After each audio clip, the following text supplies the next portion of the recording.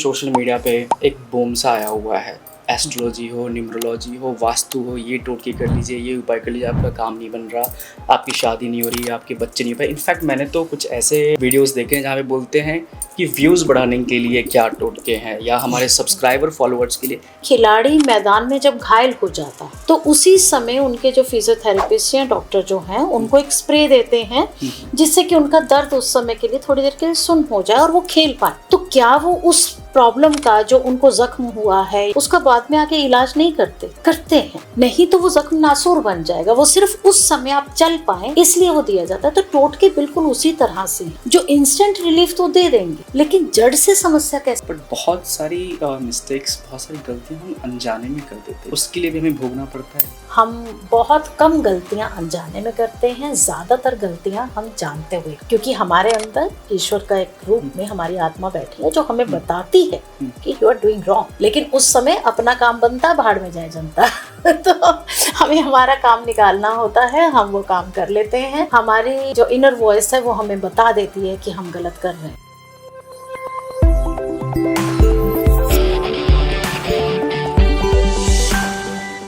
दोस्तों, हम लोग एक फास्ट पेस वर्ल्ड में रह रहे हैं जहाँ की सब कुछ बहुत तेज़ी से बदल रहा है। एक डिजिटल वर्ल्ड में जहाँ पे है हम बहुत सारा टाइम अपने सोशल मीडिया पे, यूट्यूब पे हम दे रहे हैं, और सब कुछ हमें जैसे कि जल्दी चाहिए। हमारा काम नहीं चल रहा, हमारा बिजनेस नहीं चल रहा, हमारी शादी नहीं हो रही, बच्चे नहीं हो रहे, सबके तुरंत उपाय चाहिए, तुरंत टोटके चाहिए। ये कितना इफ़ेक्टिव है, ठीक है, या ये सिर्फ भ्रम फैलाने का काम तो नहीं हो रहा है? तो इसके लिए, इस पे चर्चा करने के लिए हमने आमंत्रित किया है बहुत ही खास मेहमान, हैप्पीनेस प्रोग्रामर सुधा देवी जी को। सुधा जी, आपका बहुत बहुत शुक्रिया, आप हमारे शो में आए। Thank you so much for having me Ravi ji, thank you so much. Ma'am, अभी जैसे सोशल मीडिया पे एक बूम सा आया हुआ है। एस्ट्रोलॉजी हो, न्यूमरोलॉजी हो, वास्तु हो, ये टोटके कर लीजिए, ये उपाय कर लीजिए, आपका काम नहीं बन रहा, आपकी शादी नहीं हो रही, आपके बच्चे नहीं हो पाए। इनफैक्ट मैंने तो कुछ ऐसे वीडियोस देखे हैं जहाँ पे बोलते हैं कि व्यूज़ बढ़ाने के लिए क्या टोटके हैं, या हमारे सब्सक्राइबर फॉलोअर्स के लिए। तो ये कितना सच है, या सिर्फ ये भ्रम फैलाया जा रहा है? इस पर आप क्या कहते हैं? नहीं, मैं ये तो नहीं कहूँगी कि पूरी तरह से भ्रम है। कुछ चीज़ें बहुत इफ़ेक्टिव हैं, और ये जो बूम आया है, जैसे हर सिक्के के दो पहलू हैं, तो इसका पॉजिटिव ये है कि अवेयरनेस आई है। नो डाउट एक अवेयरनेस आई है, लोगों को पता लगा है कि ये साइंस है और काम करती है, और जहाँ तक लॉजिकल है वहाँ तक तो बहुत अच्छा काम करती है। लेकिन कुछ चीज़ों में नो डाउट के थोड़ा वहम आ गया है, और हम अंधविश्वास से खींच के लाए थे, वापस अंधविश्वास की तरफ कहीं ना कहीं जा रहे हैं। जैसा मैंने पहले कहा कि लॉजिकल है तो चलेगा। अभी आप ही ने कहा कि सबको इंस्टेंट चाहिए, बच्चा ये वो, बच्चा तो फिर भी 9 महीने लेगा। 8वें महीने या 7वें महीने पैदा हुआ बच्चा जो है वो समस्या झेलता है, उसको प्रॉब्लम आती है। तो प्रकृति के अपने नियम हैं, हर चीज़ का एक वक्त है। आप स्वीडन में जाके देखिए, वो लोग परेशान होते हैं कि सूरज जो है वो 6 महीने छुपा रहता है, 6 महीने उगा रहता है, तो उनको प्रॉब्लम आती है। जहाँ हर चीज़ समय से, नियम से बैलेंस होके आती है, सुख तो वहीं आएगा। सो संतुलन बहुत ज़रूरी है इन सब चीज़ों में। ये जितने प्रॉब्लम्स हम फेस कर रहे हैं, जो सफरिंग हम करते हैं अपने इस लाइफ में, ऑफ कोर्स ये हमारे कार्मिक डेब्ट है जो हमें कार्मिक लेसन्स के लिए हमें मिल रहे हैं जी। तो ये टोटके कितना इफेक्टिव होंगे? बेसिकली हमें तो अपने वो चीज़ सफ़र करके या उस चीज़ को झेल करके हमें तो अपना एक सीखना है, हमें लर्न करना है उस चीज़, ताकि हम वो चीज़ सेम रिपीट ना करें, राइट? तो ये टोटके कितने इफेक्टिव है? ये सवाल आपका बहुत बढ़िया है, और इस समय की ज़रूरत है ये सवाल कि आपने कहा कि टोटके कैसे काम करते हैं और कितना काम करते हैं। इसका मैं एग्जांपल ये दूंगी कि खिलाड़ी मैदान में जब घायल हो जाता है तो उसी समय उनके जो फिजियोथेरेपिस्ट या डॉक्टर जो हैं उनको एक स्प्रे देते हैं जिससे कि उनका दर्द उस समय के लिए थोड़ी देर के लिए सुन हो जाए और वो खेल पाए। तो क्या वो उस प्रॉब्लम का जो उनको जख्म हुआ है या जो उनके पेन हुआ है उसका बाद में आके इलाज नहीं करते हैं? नहीं तो वो जख्म नासूर बन जाएगा। वो सिर्फ उस समय आप चल पाए इसलिए वो दिया जाता है। तो टोटके बिल्कुल उसी तरह से हैं जो इंस्टेंट रिलीफ तो दे देंगे, लेकिन जड़ से समस्या कैसे निकलेगी? यही जो आपके कर्मास हैं जिसकी वजह से आप तकलीफ में आए, जिसके लिए आपने किसी भी ज्योतिषी या किसी भी हीलर से आपने टोटका मांगा, वो उस समय के लिए तो रिलीफ आ गया, लेकिन वो कर्मा फिर से वापस आपके सामने आ जाएंगे। आप अगर पेपर में एक बार फेल हो जाते हैं, आपको दोबारा एग्जाम तो देना पड़ेगा। तो इसी तरह से टोटके जो हैं वो जैसे इंस्टेंट रिलीफ है बस। जैसे आपने कहा कोई खिलाड़ी इंजर्ड होता है, पैर में चोट में लगी है, नी में लगी है, स्प्रे किया, वो ठीक है, दोबारा भी होगा, दोबारा फिर वही स्प्रे यूज़ करें। क्या फिर से, जैसे मुझे बिजनेस नहीं चल रहा था, एक टोटका बताया मुझे किसी ने, मैंने यूज़ किया, सेम प्रॉब्लम फिर से आ रही है मुझे, तो फिर क्या दोबारा वो टोटका काम करेगा? क्योंकि मुझे दोबारा पैसे तो नहीं देने उस नहीं टोटके तो के लिए। आप बार बार फिर रेमेडी के लिए उसी ज्योतिषी के पास जाइए, बार बार टोटका लीजिए। हाँ। लेकिन एक टाइम आता है जब आपकी बॉडी इम्यून हो जाती है और वो जो आपको इंस्टेंट पेन रिलीवर दिया गया था वो काम नहीं करता। तो आपके कर्मास भी देख रहे हैं, समवन इज वॉचिंग यू कि आप कर क्या रहे हैं। तो वहाँ पर वो असर करना बंद कर जाएगा। फिर आप क्या कहेंगे, ये ज्योतिषी बेकार है, इसने मुझे ये दिया टोटका, काम नहीं किया। आप ये नहीं देख रहे कि वो एक बार काम कर गया, दूसरी बार काम कर गया, तीसरी बार में आपको अपने कर्मास को वॉच करना पड़ेगा। तो इसका जड़ से क्या इलाज है, कि क्या ऐसे किया जाए कि मतलब हमें कार्मिक लेसन्स भी मिलें, हम सीखें उस चीज़ से, लेकिन जो सफरिंग है वो ना हो, उसकी बजाय जो है हम उस उपाय को करके हमेशा के लिए उस चैप्टर को क्लोज कर दें, मुझे फिर से नहीं। यहाँ मैं ये कहना चाहूँगी, कोई एक खाना बता दीजिए कि आप खा लें और हमेशा के लिए भूख मिट जाए। आपको तीनों टाइम खाना पड़ेगा, तीनों नहीं तो दो टाइम, दो टाइम नहीं तो एक टाइम। आप खाना तो आपके शरीर को चाहिए, वो एक ही बार तो आपकी सारी भूख नहीं मिटती। ये आप ये भूल जाते हैं कि इस समय आप मृत्यु लोक में हैं और यहाँ पर आप अपने कर्मा करेक्शन के लिए आए हैं, वरना आप जन्म नहीं लेते। जो हमारा सनातन धर्म भी सिखाता है, तो उसमें तो हम पुनर्जन्म पर बहुत बिलीव करते हैं। आप अपने कर्मा की करेक्शन के लिए आए हैं, उसके एक ट्रीटमेंट के लिए आए हैं, और फिर आप उसमें टोटके करेंगे तो बात नहीं बनेगी। आपको देखना पड़ेगा कि अगर मेरे सामने ये सिचुएशन आई है तो कुछ तो बात होगी। आप अक्सर लोगों को सुनेंगे, वो कहेंगे हमने तो कभी किसी का बुरा नहीं किया, हम तो हमेशा सब कुछ अच्छा करते हैं, पता नहीं हमारे सामने ही ये बात क्यों आई, पता नहीं हम ही क्यों भुगत रहे हैं, दूसरा क्यों नहीं भुगत रहा। तो वहाँ पर मैं हमेशा ये कहती हूँ कि ईश्वर की आपसे कोई पर्सनल ज़्यादती दुश्मनी तो है नहीं, आप कोई दूसरा उनका फेवरेट भी नहीं है। उन्होंने क्या किया, सब बराबर। जो मेरा मानना है, ईश्वर ने दुनिया बनाई, नियम बनाए, सो गया। आप नियम के हिसाब से चलिए, आपको उसी हिसाब से रिजल्ट मिलते जाएंगे। आप कोई भी गेम खेल रहे हैं, उसके पर्टिकुलर रूल्स हैं, आप रूल फॉलो नहीं करेंगे, आप आउट हो जाएंगे। तो आपने नियम पालन नहीं किया। नियम पालन क्या था कि आपको अपने रिश्ते देखने थे, आपको इंसानियत जिंदा रखनी थी। अब वहाँ से चूक जाते हैं तो ईश्वर आपको पनिशमेंट देता है कि जाके कर्मा करेक्शन करके आओ। वो सिचुएशन फिर से दोबारा ले आता है। स्पेशली हम कार्मिक डेप्थ नंबर में तो ये कहते हैं कि आपके सामने बिल्कुल वही सिचुएशन आ जाती है जिसमें आपने कुछ ना कुछ बुराइयां की थी, जिसमें आपने अपने कर्मा खराब किए थे। ईश्वर आपको दूसरा मौका देता है कि देखते हैं आप तुम सुधरते हो कि नहीं सुधरते, क्योंकि तुम तो मुझे प्रॉमिस करके आए थे कि मैं नीचे जाके अब सारा कुछ एक बार ठीक करके आऊँगा। आप दोबारा रीअपियर हो रहे हो, फिर भी एग्ज़ाम की तैयारी नहीं कर रहे, फिर सोच रहे हो कोई पर्ची लग जाए और मैं पास हो जाऊँ। ऐसा तो नहीं होगा। आपको अपने कर्मास पे ध्यान देना होगा। You should watch your karmas because someone is watching you. ठीक है, मतलब पहले ही जो कर्म हमने किए, कार्मिक डेब्ट का आपने इस जन्म में बता दिया कि ये बेटा ये रेमेडीज़ करो, इससे ये ठीक हो जाएंगे। पर इंसान हमेशा परफेक्ट हो, जाने अनजाने में और भी बहुत सारे मिस्टेक्स करता है, फिर इसको आगे चल करके जो है नेक्स्ट जो हम बर्थ लेते हैं उसमें फिर से रिपीट। तो उसके लिए हम क्या कर सकते हैं? अगर आप बार बार ये कर रहे हैं तो आपको खुद को ही देखना है ना कि आप बार बार इस सिचुएशन में फंस क्यों रहे हो। हमारे पास कुछ क्लाइंट्स हैं जो बार बार सेम सिचुएशन के लिए आ जाते हैं। कोर्ट केस आ रहा है, मैम कोई रेमेडी दे दो, और मैम बहुत फंसे हुए हैं इस समय, तो जल्दी से टोटका चाहिए। तो ठीक है, हम टोटका दे देते हैं। उनकी सिचुएशन देख के हमें लगता है कि ज़रूरत है तो चलो दे दिया। वो वाला कोर्ट केस तो उनका ढीला पड़ गया, ठीक हो रहा है, तो उनको उस प्रॉब्लम से तो निकाला। साल बाद फिर से कोई नया कोर्ट केस खड़ा होता है, फिर उसका टोटका करेंगे साल बाद फिर। तो बार बार अगर सेम सिचुएशन आ रही है, जैसे कोई कहता है कि मुझे हमेशा धोखे ही मिलते हैं, आपने कभी किसी को दिया होगा, इसीलिए आपको मिल रहे हैं। आप ये नहीं कह सकते कि हमने कभी किसी का कुछ नहीं किया, हम तो बिल्कुल ठीक हैं। तो फिर आई रिपीट दैट कि ईश्वर की कोई आपसे पर्सनल दुश्मनी नहीं है।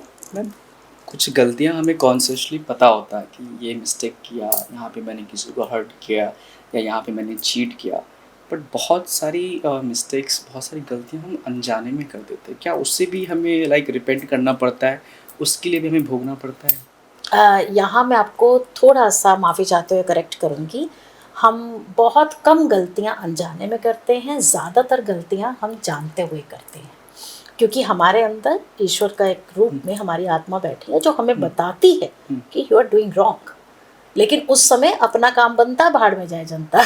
तो हमें हमारा काम निकालना होता है, हम वो काम कर लेते हैं। हमारी जो इनर वॉइस है वो हमें बता देती है कि हम गलत कर रहे हैं। जो भी किसी को कोई सलाह भी दे रहे होते हैं तो हम कहते हैं यार ये एथिकली तो रॉन्ग है, but you are in situation तो कर लो। तो पता तो है कि हम गलत कर रहे हैं। अगर जो भी गलतियाँ हम कर रहे हैं, चीट कर रहे हैं, दुख किसी को दे रहे हैं, या किसी को बिजनेस में हमने धोखा दिया है, या रिलेशनशिप में किसी को हमने चीट चीट है, किया। तो कहीं ना कहीं मुझे लगता है कि ग्रह खराब होते हैं। अगर उस ग्रह को ही हम ठीक कर लें, ठीक है, तो क्या इससे हमारी प्रॉब्लम सॉल्व हो जाएंगी अगर ग्रह को हम प्लीज़ कर लें? हाँ बिल्कुल है, क्योंकि जब हमें पता है हमने गलती कर ली तो उसके बाद हम क्या करते हैं। जब आप छोटे थे, स्कूल में थे या घर पे भी आप कुछ भी गलती कर देते हैं, कोई मिस्टेक हो जाती है तो आप क्या करते हैं, मम्मा या मैम आई एम सॉरी, और आप जो भी मुझे पनिशमेंट दो आई एम रेडी, है ना। तो आपको एक पनिशमेंट दी जाती थी, वो ज़रूर वो हार्ड तो नहीं होती थी, ठीक है। तो ईश्वर भी आपको जो पनिशमेंट दे रहा है तो उसको पता है कि आप कितना बर्दाश्त कर सकते हो, लेकिन इसके बावजूद आप कह रहे हैं कि चलो वो वाली हमें पनिशमेंट नहीं लेनी, जस्ट टू अवॉइड दैट। वहाँ पर रेमेडीज़ काम करती हैं और ये माइंड, बॉडी और स्पिरिट पे काम करती हैं, आपके सोल पे काम करती हैं। तो उसमें कुछ चीज़ों की placement, Mantra chanting, that is powerful remedy. क्योंकि मंत्रा चैंटिंग वैसे ही है जैसे आप रो रो के अपनी मम्मी को बोलते थे ना, मम्मा I am sorry, I am sorry, और मम्मा फिर माफ़ करके गले से लगा लेती थी। It's just like that. आप मंत्रा चैंटिंग कर रहे हैं तो ईश्वर से अपनी बात कर रहे हैं कि प्रभु जो मेरे से गलती हुई है मैं माफ़ी चाहता हूँ। बल्कि एक अच्छे से कहा जाता है कि आप ग्रेटिट्यूड रखिए और माफ़ी मांगिए। माफ़ी मांगना, शुक्राना इतनी बड़ी प्रेयर है कि उसके आगे कुछ भी नहीं। तो आप मंत्रा चैंटिंग कर रहे हैं, प्रभु से बात कर रहे हैं। यहाँ पे ये जो कर्म कर रहे हैं, इसमें हम ये भी एक्सपेक्ट नहीं करते कि वो माफ़ कर ही दे। हम अपना कर्म कर रहे हैं कि चैंट कर रहे हैं, अपने उस चीज़ को, जो सफरिंग को कम करना चाह रहे हैं। ये It is just the way to say I'm sorry. It is just the way to say sorry. It's just a way to communicate with the Almighty, with the Supreme Power, कि I'm putting efforts. मैं उस मंत्र को बोलने में या उस यंत्र को लगाने में या कोई तंत्र साधना करने में मैं एफर्ट लगा रहा हूँ या लगा रही हूँ। तो इसका मतलब ये है कि मैं कहीं ना कहीं फील कर रही हूँ कि हाँ ये मेरे से गलत हुआ, मुझे इसकी करेक्शन करनी है, कर्मा करेक्शन करने के लिए। अभी आपने तंत्र बोला तो मेरे कान खड़े हो गए, क्योंकि जहाँ तक मैंने जितने भी आर्टिकल देखे, तंत्रा कहीं ना कहीं ब्लैक मैजिक से रिलेटेड है। तो ये थोड़ा, ये क्या है बेसिकली इसमें? नहीं, तंत्र डरने की ज़रूरत तो बिल्कुल नहीं है। और it's not only black magic, white भी है। हर चीज़ के दो रूप हैं। यहाँ तक कि आप घर में जब जोत जलाते हैं, that is part of tantra. जब हम शादी के लिए अग्नि जला के उसके फेरे लेते हैं, that is part of tantra. Tantra बहुत अच्छी चीज़ है, लेकिन हर चीज़ को आप गलत तरीके से भी यूज़ कर सकते हैं, दैट इज़ ब्लैक मैजिक। वो तांत्रिक विद्या अलग वाली आती है। तो हर एक के दो पहलू, जैसे मैंने बोला, हैं ही। तो बुरा नहीं है तंत्र। इस्तेमाल, वो चाकू एक जो सब्जी काटने के काम आता है, वो गला काटने के काम भी आ सकता है। मैम, बहुत सारे आर्टिकल अवेलेबल होते हैं, जैसे कि तंत्र की बात हमने की, ब्लैक मैजिक में बहुत सारे मंत्र भी होते हैं, और जैसे कि अलग अलग परेशानियों के लिए, जैसे शत्रु से छुटकारा पाने के लिए आप ये चीज़ें चैंट कीजिए, और ज़्यादातर ये तंत्र वाले होते हैं, फट स्वाहा वाला। तो अगर हम ये खुद से चैंट करें तो क्या इसका कुछ नेगेटिव इम्पैक्ट भी आ सकता है उसका? मेडिकल स्टोर पे बहुत सारी दवाइयाँ हैं, आप खुद से कोई भी लेके खा सकते हैं क्या? नहीं। यू नीड प्रेस्क्रिप्शन ना। आपको अपने डॉक्टर से पूछना पड़ेगा कि ये मेरे लिए ठीक है कि नहीं है। तो उसी तरह से मुझे लगता है किसी भी मंत्र को बिल्कुल इसी तरह से जो तंत्र से रिलेटेड है आपको यूं ही चैंट नहीं कर लेना चाहिए। जो मंत्र हमारे सनातन में हमारी पुस्तकों में लिखे हैं, बीज मंत्र हैं या हमारे देवी देवता के हैं, गायत्री मंत्र है, ब्रह्म गायत्री मंत्र है, शिवा गायत्री मंत्र है, हनुमान चालीसा है, दुर्गा स्तुति है, आप ये पढ़िए। इसमें कोई हर्ज नहीं है, इसमें आपको किसी से पूछने की ज़रूरत नहीं है। लेकिन जब आप पर्टिकुलर किसी सिचुएशन के लिए एक तांत्रिक मंत्र लेते हैं तो you need guidance, definitely you need guidance. Ma'am हम अलग अलग परेशानियों के लिए, जैसे हम हमारा ब्रेकअप हो गया है, डिवोर्स हो रखा है, ठीक है, तो कहीं ना कहीं हम सर्च करते हैं, ठीक है, कि इसके लिए solution, love problem solution, marriage solution, और कहीं ना कहीं हम उस ब्लैक मैजिक जो करते हैं उनके कांटेक्ट में आ जाते हैं उनसे, और उनसे टोटका भी करवा लेते हैं। तो वो क्या इफ़ेक्टिव होता है? एथिकल तो नहीं है ये मुझे पता है, पर वो क्या मतलब इफ़ेक्टिव होता है या बस वो एक फ्रॉड चल रहा है? आपने खुद ही जवाब दे दिया कि वो एथिकल तो नहीं है, कि आपको पता है। आप जबरन किसी को अपनी ज़िंदगी में लाना चाह रहे हैं, तो आपको वो प्यार मिलेगा जो वो अपने आप खींचा चलाए तो? नहीं, वो तो नहीं। फ़र्क तो है, ठीक है? तो जब आप किसी को ज़बरदस्ती ले आते हैं, एक पुरानी मूवी थी पिंजर, जिसमें जो नायिका थी वो पाकिस्तान में रह जाती है, वो जो लड़का उससे प्यार करता है उसको किडनैप करता है, उसको ज़बरदस्ती अपनी पत्नी बना लेता है। पूरी ज़िंदगी लगा दी, उससे वो उसको प्यार नहीं मिला, क्योंकि ये ज़बरदस्ती की हुई चीज़ नहीं है। और सिर्फ प्यार नहीं, और भी कितनी भी चीज़ों में कुछ कारोबार के लिए करते हैं, कुछ इंस्टेंट मनी के लिए करते हैं, तो सहज पके सो मीठा होए। तो एकदम से जो इंस्टेंट आप रेमेडीज़ चाहिए, टोटके चाहिए, वो हर बार फ़ायदा नहीं देते, कई बार उल्टे पड़ते हैं।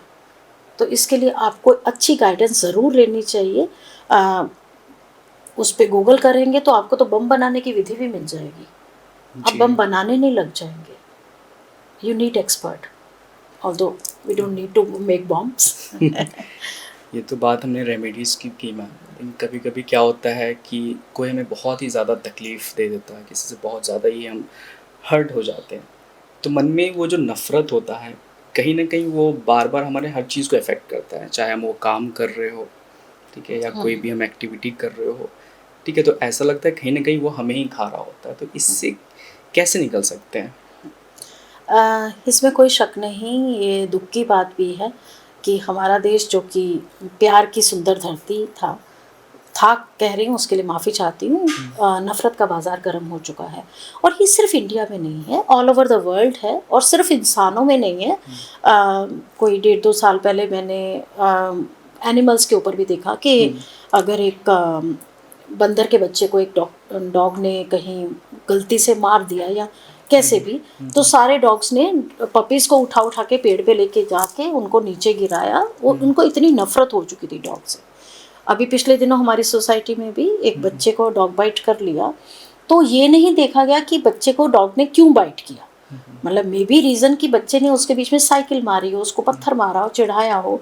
The father was ready to kill that dog, और उन्होंने बोला मैं सोसाइटी के सारे डॉग्स को मार दूंगा। तो वो जो नफ़रत है इस हद तक फैल चुकी है कि हमें खुद ही चैन नहीं लेने देती। वो नफ़रत सामने जो फैल रही है वो तो अलग इफ़ेक्ट है, खुद भी तो इंसान, क्योंकि आप जब किसी को गुस्सा करते हो तो उसके लिए पहले गुस्सा अंदर भरा हुआ होता है, जो अंदर आपके पूरे अग्नि तत्व को एकदम से ब्लास्ट कर रहा है। आप खुद जलकर सामने वाले को जलाना चाहते हो, ये लॉजिकल तो बिल्कुल भी नहीं है। हुआ है आपके साथ, अन्याय हुआ है, watch your karmas, again and again I am saying watch your karmas, आपके साथ क्यों हुआ। और जो ये नफ़रत को आगे आप बढ़ा रहे हो, अब कर्मा करेक्शन के लिए आपने जन्म लिया और फिर उसमें और कर्मा खराब करते जा रहे हो।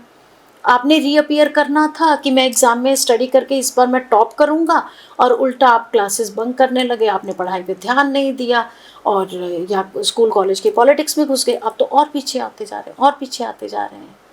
आपको रेलम में ऊपर उठना है, आप अपनी प्रोग्रेस के लिए आए हैं और आप उल्टा डाउन नहीं जा सकते। लेकिन कर रहे हैं हम लोग, बहुत सारे कर रहे हैं। मैं काफ़ी सारे मेरे क्लाइंट्स हैं जो ये बात करते हैं कि जैसे आपने पहले पार्टनर की भी बोली कि I need only this person in my life, इसके लिए मुझे जो भी करना पड़े।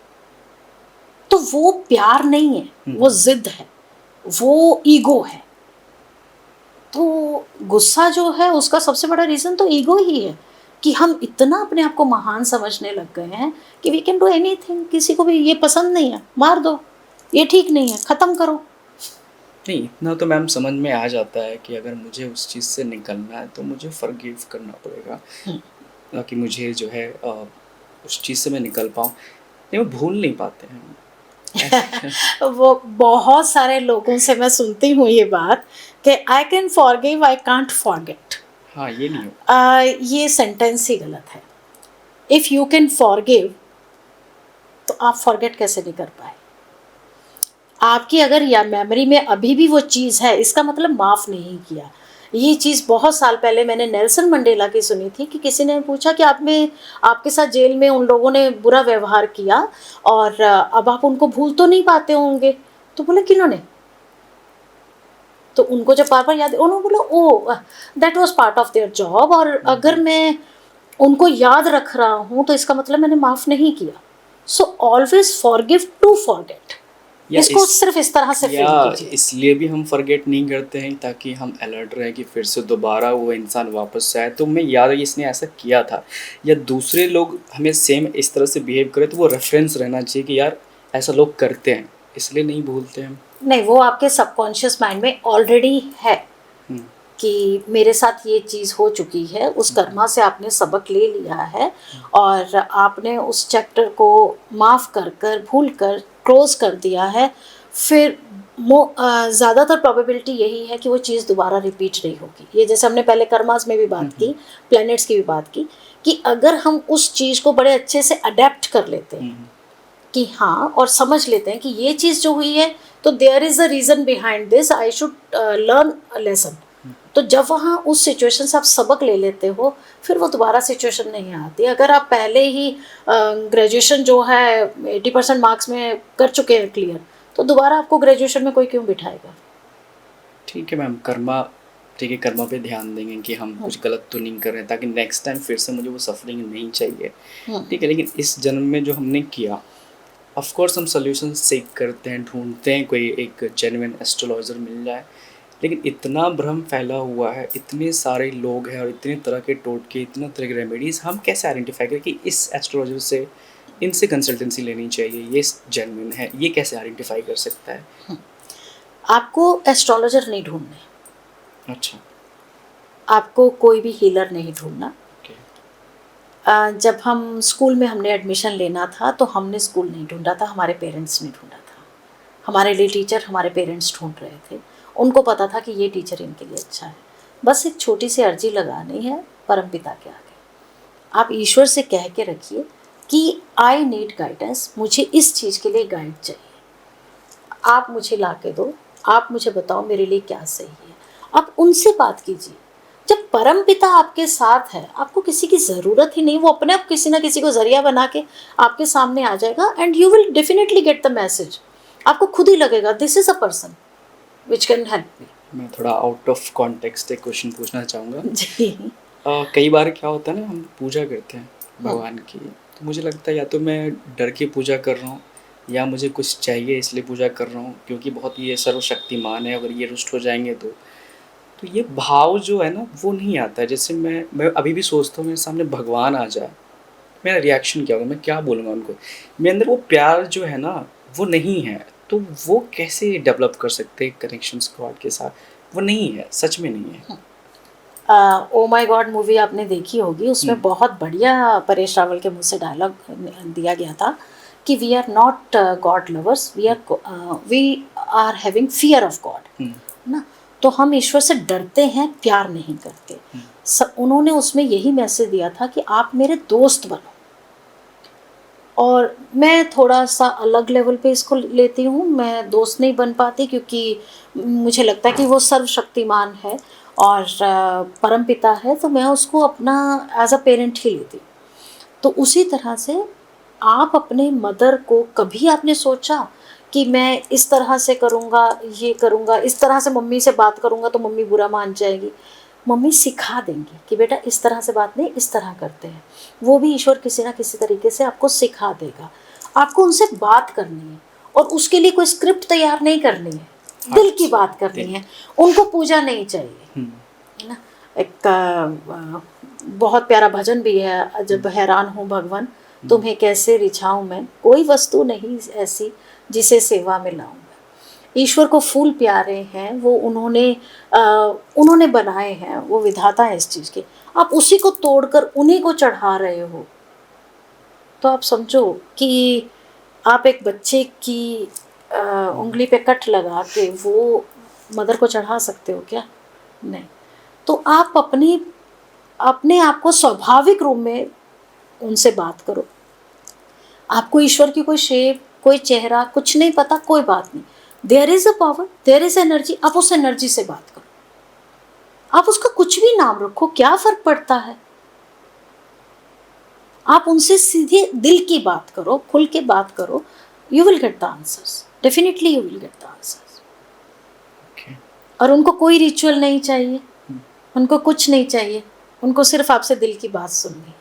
ओके तो ये थी हमारी हैप्पीनेस प्रोग्रामर सुधा तेरी। इनसे आपने सीखा कि जो भी हम अपने जो कार्मिक डेब्ट्स लेके चल रहे हैं पिछले जन्म से, ऑफ कोर्स हमें उसको जो है सफरिंग करनी है, क्योंकि हमें उससे कार्मिक लेसन्स लेने हैं। तो इसके बजाय कि आप जो है टोटके में जो आप उलझते हो, टोटके में फंस जाते हो, है ना, इंस्टेंट सॉल्यूशन के लिए, इसके लिए आपको जड़ से कैसे ये चीज़ें ख़त्म हो, आपको उसके पीछे जाना चाहिए, आपको उपचार के पीछे जाना चाहिए, ना कि टोटके के पीछे। बल्कि आपको अपना कर्म, अगर आप ये पूरा पॉडकास्ट सुनोगे तो हमने सिर्फ इसी पे बात की कि अगर अपना कर्म आप अच्छा रखते हो, ठीक है, कर्म आपके सही रहेंगे, आपके प्लैनेट सही रहेंगे, आपके प्लैनेट सही रहेंगे, तो आपका हर एक लाइफ के जितनी भी चीज़ें हैं, चाहे आपका रिलेशनशिप हो, चाहे आपका बिजनेस हो, चाहे आपकी पर्सनल लाइफ हो, सब कुछ बहुत अच्छे से चलेगी। और हाँ, अपने भगवान से बात कीजिए, कनेक्ट कीजिए। उन्हें किसी भी चीज़ की ज़रूरत नहीं है, आपके फूल की, अगरबत्ती की, भाव की ज़रूरत है। उस भाव को डेवलप कीजिए। तो इसी के साथ हम आपसे अभी अलविदा लेते हैं, इस प्रॉमिस के साथ कि हम नेक्स्ट पॉडकास्ट में फिर से मिलेंगे एक बहुत ही बेहतरीन टॉपिक के साथ। तब तक के लिए शुक्रिया। Thank you. Thank you.